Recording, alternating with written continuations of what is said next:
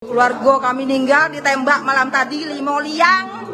Kami tak baca menengoknya. Ada tahu lah meninggal, tahu dah. Viral video anggota keluarga melampiaskan amarahnya dengan aparat kepolisian Polres Musirawas di Rumah Sakit Siti Aisyah, Lubuk Linggau. Pasalnya pihak keluarga mendapat kabar bila keluarganya semalam diamankan polisi. Namun paginya mereka mendapati keluarga yang diamankan telah meninggal dunia dengan luka tembak di 5 liang. Dikutip dari video info kriminal Linggau, awalnya ibu yang membagikan video siaran langsung tersebut bernama Rita Diana.